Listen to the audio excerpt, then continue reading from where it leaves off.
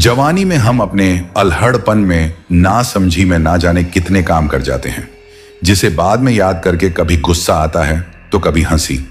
वह एक ऐसा समय होता है जब चुनौतियां कूल करने में बहुत मजा आता है। कॉलेज के दिनों में हमारे ग्रुप ने भी एक चुनौती कबूल कर ली, जिसकी हमें बहुत बड़ी कीमत चुकानी पड़ी। हमारा ग्रुप कॉलेज का सबसे फेमस ग्रुप था, इसलिए कॉलेज के लोकल इलेक्शन में हम जीत भी गए थे। अब पूरे साल कॉलेज में जितनी भी एक्टिविटी और फंक्शन होने थे, उसकी सारी जिम्मेदारी हमारी थी और हम उन्हें सही से निभा भी रहे थे। हमारा दुश्मन ग्रुप, जिसका नेता रॉकी था, वह हमसे बहुत जलता था। कोई मौका नहीं छोड़ता था हमें नीचा दिखाने का, पर हर बार वह मुंह की खाता था। एक दिन उसको मौका मिल गया। हम सबको डरावनी फिल्म देखने का बहुत शौक था। हॉलीवुड की हर डरावनी फिल्म हमने देख रखी थी। रॉकी के पापा फिल्म डायरेक्टर थे। हाल ही में उन्होंने एक डरावनी फिल्म बनाई थी। सुनने में आया था कि उन्होंने चैलेंज किया है कि कोई भी वह पूरी फिल्म एक कमरे में बैठकर दिखा दे। क्यों रॉकी? सुना है कि तेरे पापा ने अपनी फिल्म पब्लिसिटी के लिए अजीब सी कोई शर्त रखी है। रोहित ने चुटकी लेते हुए कहा। अजीब नहीं है, यह सच है। ओपन चैलेंज है। तुझमें और तेरे दोस्तों में अगर हिम्मत है तो कबूल कर ले। रोगी ने चिढ़कर कहा। अरे डरता कौन है, जाकर लिया कबूल। ऐसी बकवास डरावनी फिल्में बहुत देखी हैं। हमने रोहित उछलकर बोला। अबे क्या शादी है जो कबूल बोल रहा है? अभिषेक ने उसे चुप कराते हुए बोला। अरे रॉकी रहने दे भाई, यह तो पागल है, कुछ भी बोलता है। वैसे भी फाइनल्स के पेपर शुरू होने वाले हैं। अभिषेक ने बात को संभाल डालते हुए कहा। डर गए सबके सब पता था, मुझे नहीं होगा तुमसे, रॉकी ने इतराए हुए कहा। देख रॉकी, हम डरे नहीं हैं। फाइनल पेपर है कुछ ही दिनों में और हम सब अपना ध्यान पढ़ाई पर लगाना चाहते हैं। विक्रम रॉकी के नजदीक आते हुए बोला। 2 घंटे की ही तो बात है। 2 घंटे तक एक कमरे में बैठकर तुम्हें वो डरावनी फिल्म पूरी ही तो देखनी है, बस और क्या है? या फिर कह दो कि तुम यह भी नहीं कर सकते। रॉकी ने उन्हें फिर से चिढ़ाते हुए कहा। ठीक है रॉकी, मुझे तेरा चैलेंज मंजूर है। कोई और आए ना आए, पर मैं 2 घंटे आराम से बैठकर पॉपकॉर्न खाते हुए वो फिल्म देख लूंगा। रोहित ने चैलेंज मंजूर करते हुए कहा। क्योंकि हम सब पक्के दोस्त हैं, इसलिए रोहित को अकेला तो नहीं भेज सकते थे, इसलिए ना चाहते हुए भी हम सबको इस चैलेंज में कूदना ही पड़ा। रॉकी ने अपनी शान झाड़ने के लिए अपने पापा के एमपी थिएटर में हम सबको बुला लिया। चैलेंज यह था कि हम सबको फिल्म 3D चश्मा पहनकर देखना है और पूरी फिल्म खत्म होने से पहले हम में से कोई भी थिएटर से बाहर नहीं आ सकता। हम कुल 10 लोग थे, 6 लड़के और 4 लड़कियां। हम सब अपने खाने पीने का सारा जुगाड़ लेकर अंदर थिएटर में पहुंच गए। ये कैसा चैलेंज मंजूर किया है तूने रोहित? तुझे पता है मुझे अपने पापा से झूठ बोलकर आना पड़ा। अर्पिता नाराज होते हुए बोले। चुप करो, फिल्म स्टार्ट होने वाली है, सब अपना चश्मा पहन लो। रॉकी ने हम सबको शांत कराते हुए बोला। All the best to you, मिलते हैं 2 घंटे बाद। अगर तुम सब चैलेंज जीत गए तो वरना पहले ही मुलाकात हो जाएगी। रॉकी ने हंसते हुए वहां से बाहर जाते हुए कहा। फिल्म शुरू हुई। फिल्म की शुरुआत काफी डरावनी थी, क्योंकि 3D चश्मा पहन रखा था, इसलिए सारे किरदार आंखों के एकदम सामने दिख रहे थे। 3D चश्मे से दूर की चीज एकदम आंखों के सामने नजर आती है। ऐसा लगता है जैसे वो स्क्रीन से उछलकर हमारी तरफ आ रही है। अचानक एक भयानक सा चेहरा हमारी आंखों के सामने आ गया। श्वेता और विक्रम की चीखें निकल गईं। अरे यार, तुम दोनों तो बहुत ही डरपोक हो, यह सिर्फ एक फिल्म है। 15 मिनट फिल्म चलने के बाद अभिषेक बोला। अरे यार, क्या बकवास फिल्म है, कुछ डर ही नहीं लग रहा। तभी फिल्म में दिखाया गया कि एक चुड़ैल लाइट हाउस की ओर पड़ रहे थे और जब उसकी सीढ़ियां चढ़ रहे थे तो उसके पैरों के निशान सीढ़ियों पर छप रहे थे। तभी अर्पिता ने घबराकर थिएटर की सीढ़ियों को देखते हुए बोली। ये पैर के निशान तो इन सीढ़ियों पर बन रहे हैं, ये कैसे हो सकता है?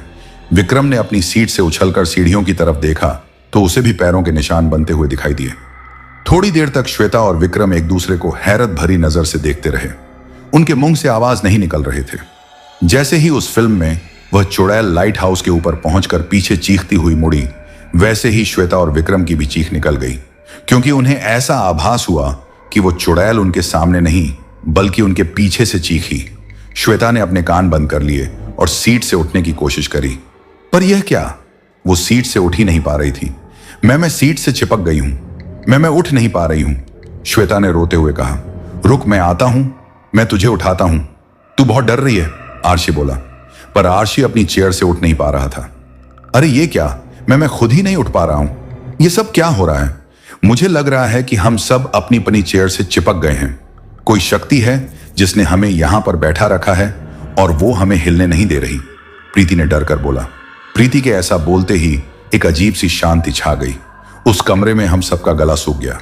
डर की वजह से हम में से कोई भी बोल नहीं पा रहा था। ऐसा लग रहा था कि उस थिएटर का हर कोना हमें घूर रहा है। तभी एक अजीब से मांस खाने वाले चेहरे ने स्क्रीन से निकलकर हमारे ऊपर हमला किया। मास्क में दिखाई उसकी लाल आंखें और अब बाहर निकलते हुए दांतों ने हमें डरा दिया और हम सब छींक पड़े। हम सब ने अपनी आंखें बंद कर ली। कुछ देर बाद अभिषेक ने अपने हाथों को धीरे धीरे अपनी आंखों से हटाया। सामने कोई चेहरा ना पाकर उसने लंबी सांस ली और अचानक वही चेहरा चीखता हुआ उसकी आंखों के सामने आ गया। अभिषेक शायद उस दहशत को संभाल नहीं पाया और बेहोश हो गया। अभिषेक को बेहोश होता देख विक्रम चिल्लाया, सब अपनी आंखों से इस चश्मे को उतार दो। ना यह चश्मा रहेगा और ना ही हमें यह आकृतियां सामने दिखाई देंगी। सबने चश्मा उतारने के लिए अपने हाथ बढ़ाए, पर किसी से भी चश्मा उतर ही नहीं रहा था। जिस तरह हम सब अपनी चेयर से चिपक गए थे, वैसे ही वो चश्मा भी शायद हमारी आंखों से चिपक गया था। तभी एक खूंखार सी दिखने वाली चुड़ैल सिनेमा की स्क्रीन से निकली और उसने अपने हाथों को हमारी ओर बढ़ाया। हम सब दहशत और डर के मारे कांप रहे थे। तभी हमने देखा कि इस चुड़ैल के काले नाखून लंबे होते चले जा रहे थे। भाग हम सकते नहीं थे, इसलिए उन नाखूनों को अपनी तरफ आते देखने के अलावा हमारे पास और कोई चारा नहीं था। प्लीज कोई तो कुछ करो, किसी तरह से हमें यहां से बाहर निकालो। यहां भूतों ने कब्जा कर लिया। ये भूतिया सिनेमा हॉल लगता है, श्वेता रोते और गिड़गिड़ाते हुए बोली। हम सब ने अपनी आंखें बंद कर ली। वो नाखून हमारे चेहरे तक पहुंच गए थे। चीख चीख कर सबका गला दर्द कर गया। एक समय ऐसा आया कि हमारी आवाज ही निकलनी बंद हो गई। वो नाखून हमारी आंखों से सिर्फ 1 इंच के फासले पर थे। हम सब ने एक दूसरे का हाथ पकड़ा और आंखें बंद कर ली। फिर क्या हुआ हमें कुछ नहीं पता। आंख खुली तो हम सब एक बड़े से रूम में थे। आसपास डॉक्टर और नर्स खड़े थे। तभी रॉकी के पापा आ गए। कैसे हो तुम सब बच्चों? अब सब ठीक लग रहा है। शायद बहुत ज्यादा ही डर गए थे तुम लोग। नहीं अंकल, वो हुआ यूं कि श्वेता भूलने ही वाली थी कि मयंक ने उसे चुप करा दिया। चलो अब तुम आराम करो। आओ रॉकी, इन्हें आराम करने दो, कहकर अंकल चले गए।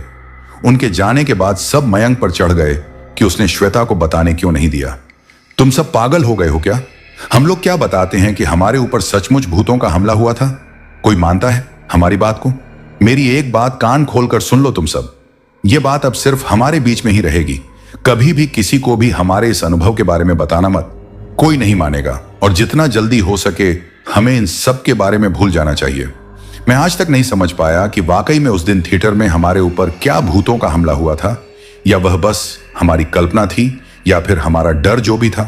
पर आज तक हम सबके जहन में वह बात अब तक बसी हुई है। तो दोस्तों, ये थी आज की पहली कहानी। तो चलिए बढ़ते हैं आज की दूसरी कहानी की ओर। सर, आप बहुत बड़ी गलती कर रहे हैं। इस पत्थर को यहां से मत हटवाइए। शाम के 7 बजे बज चुके हैं। हमें लॉज लौट जाना चाहिए। मजदूरों के भी घर जाने का वक्त हो चुका है। क्रैश में कोई गलती नहीं कर रहा। काम समय पर पूरा करने की कोशिश करते तो इतने खराब मौसम में मुझे यहां आना नहीं पड़ता। प्रोजेक्ट की डेडलाइन भी नजदीक है। तुम सब अभी सिर्फ बेसिक चीजों को पूरा करने में ही अटके हुए हो। विजिट पर क्या दिखाऊंगा ऑफिसर्स को? गुस्से से तिल मिलाया हुआ गौरव आज मजदूरों को बिल्कुल आसानी से घर जाने देने के मूड में नहीं था।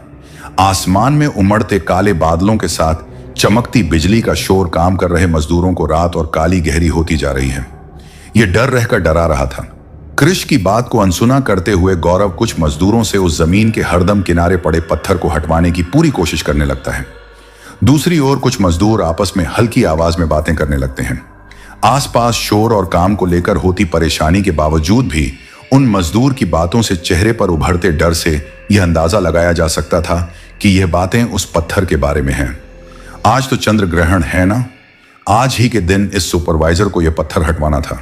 बामुला नहीं, यह अपनी मौत को बुलावा दे रहा है। बामुला आएगा आज रात, उसे नींद से जगाकर बहुत बड़ी आफत को बुलावा दे रहा है। चंद्र ग्रहण लगते ही काली शक्तियां और भी मजबूत हो जाती हैं, ताकतवर हो जाती हैं। आज की पूरी रात इसके लिए काल की रात है। वो आज जरूर लौट कर आएगा। इस जगह का मालिक था वो, और उसे इस जगह से हटाना, पूरी बात ना करते हुए सारे मजदूर पेड़ की तरफ भागने लगते हैं। बस इस पत्थर को कोने में फेंक दो। सर, पत्थर तो जगह से हटवा लिया आपने, क्या अब लौट चले? रात का अंधेरा, ऊपर से यह बारिश, मजदूर अब कोई काम भी नहीं कर पाएंगे। आसमान की तरफ देखते हुए गौरव हां में सिर हिलाता है। कृष के इशारा करते ही सारे मजदूर गांव की तरफ निकल पड़ते हैं।